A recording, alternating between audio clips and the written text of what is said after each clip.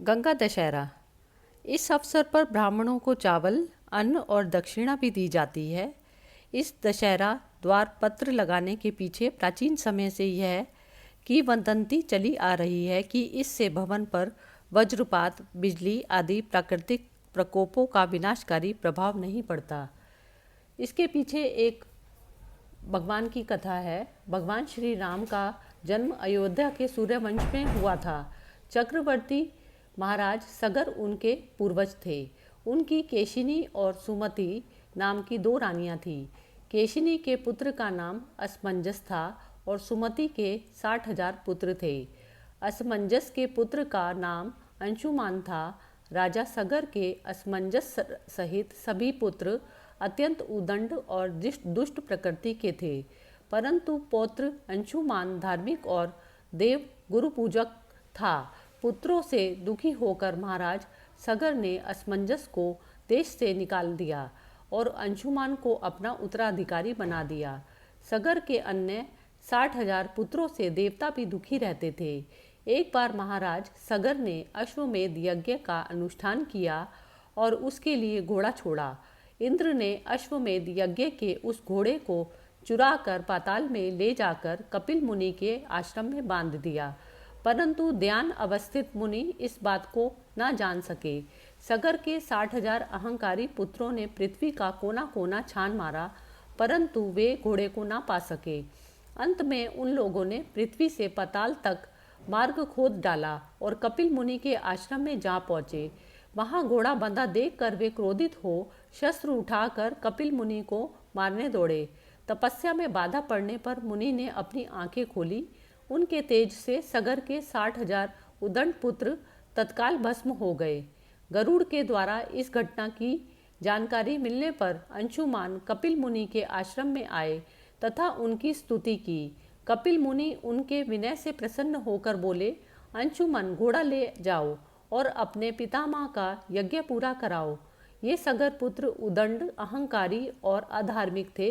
इनकी मुक्ति तभी हो सकती है जब गंगा जल से इनकी राख का स्पर्श हो। अंशुमान ने घोड़ा ले जाकर अपने पितामह महासागर सगर का यज्ञ पूरा किया।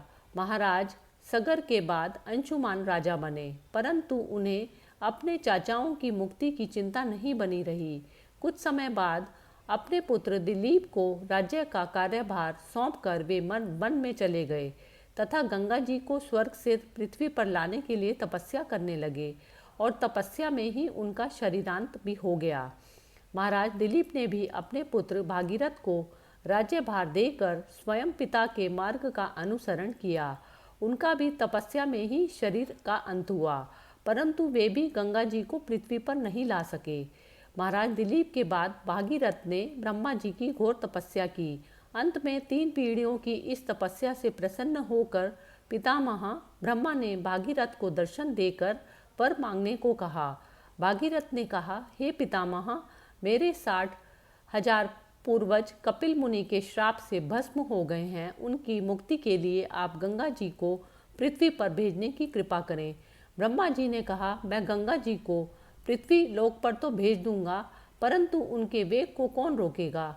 इसके लिए तुम्हें देवादिदेव भगवान शंकर की आराधना करनी चाहिए।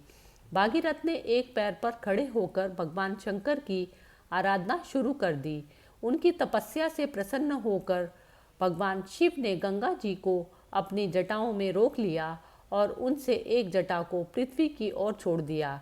इस प्रकार गंगा जी पृथ्वी की ओर चली। अब आगे आगे राजा भगीरथ का रथ और पीछे पीछे गंगा जी थी। मार्ग में जहू ऋषि का आश्रम पड़ा। गंगा जी उनके कमंडलू, दंड आदि बहाते हुए जाने लगी। यह देख ऋषि ने उन्हें पी लिया। कुछ दूर जाने पर भागीरथ ने पीछे मुड़कर देखा तो गंगा जी को ना देख वे ऋषि के आश्रम पर आकर उनकी वंदना करने लगे। प्रसन्न हो ऋषि ने अपनी पुत्री बनाकर गंगा जी को दाहिने कान से निकाल दिया। इसीलिए देवी गंगा जाह्नवी नाम से भी जानी जाती है। भागीरथ की तपस्या से अवतरित होने के कारण उन्हें भागीरथी भी कहा जाता है। इसके बाद भगवती भागीरथी गंगा जी मार्ग को हरा भरा शस्य श्यामल करते हुए कपिल मुनि के आश्रम में पहुंची। जहाँ महाराज भागीरथ के 60,000 पूर्वज भस्म की ढेरी बने हुए थे। गंगा जल के स्पर्श मात्र से वे सभी दिव्य रूपधारी हो दिव्य लोकों में चले गए। इसी कारण आज का दिन गंगा दशहरा मनाने का दिन है।